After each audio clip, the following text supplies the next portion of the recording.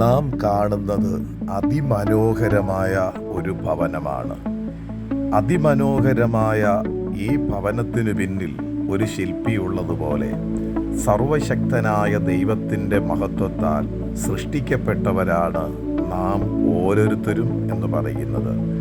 Bible പറയുന്നു, എബ്രായലേഖനം 3:6, ക്രിസ്തുവോ അവൻ്റെ ഭവനത്തിന് അധികാരിയായ പുത്രനായിട്ട് തന്നെ. പ്രത്യാശയുടെ ധൈര്യവും പ്രശംസയും നാം അവസാനത്തോളം മുറുകെ പിടിച്ചുകൊണ്ടാൽ നാം തന്നെ അവൻ്റെ ഭവനമാകുന്നു. അതെ, സർവശക്തനായ ദൈവത്തിൻ്റെ മഹാപ്രവൃത്തിയാൽ അതിമനോഹരമായ ഈ ഭവനം പോലെ നാമും കർത്താവിൻ്റെ ഭവനമാണ്. സർവശക്തനായ ദൈവത്തിൻ്റെ മഹിമയേറിയ സാന്നിധ്യം ഇറങ്ങി നമ്മുടെ കൂടെ വസിക്കുന്നിടത്തോളം ആ ഭവനം എന്തുകൊണ്ടും വളരെ അനുഗ്രഹിക്കപ്പെട്ടതുമാണ്. സർവശക്തനായ ദൈവത്തിൻ്റെ മഹാപ്രവൃത്തിയാൽ ദൈവം വസിക്കുന്ന ഒരു ഭവനമായി, ഒരു അനുഗ്രഹിക്കപ്പെട്ട ഇടമായി നാം കാണുന്ന ഈ വിശേഷിക്കപ്പെട്ട ഭവനത്തെക്കാൾ ഉപരി ഏറെ സന്തോഷിക്കത്തക്ക നിലവാരത്തിലുള്ള വിശേഷ മഹത്വത്തോടെ നമുക്ക് മുൻപോട്ട് പോകുവാൻ ഒരു ബുദ്ധിമുട്ടുമില്ല.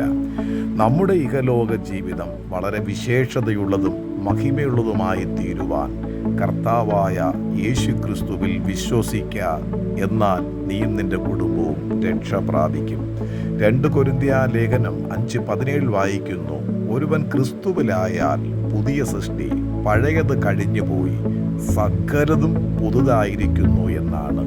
യേശുക്രിസ്തുവിൽ എപ്പോഴും പുതുമയുള്ള വ്യക്തിയായി വളരെ അനുഗ്രഹിക്കപ്പെട്ട നിലവാരത്തിൽ എല്ലാ തരത്തിലും വിശേഷ മഹത്വമായി നമ്മൾ മുൻപോട്ട് പോകണം എന്നാണ് സർവശക്തനായ ദൈവത്തിൻ്റെ പദ്ധതി.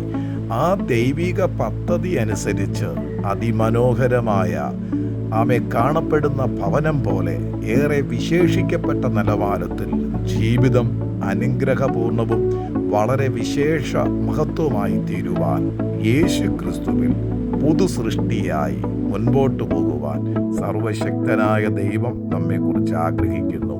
ആ നിലവാരത്തിൽ ദൈവമഹത്വമായി മുൻപോട്ട് പോകുവാൻ സർവശക്തനായ ദൈവം നമ്മെ സഹായിക്കുമാറാകട്ടെ.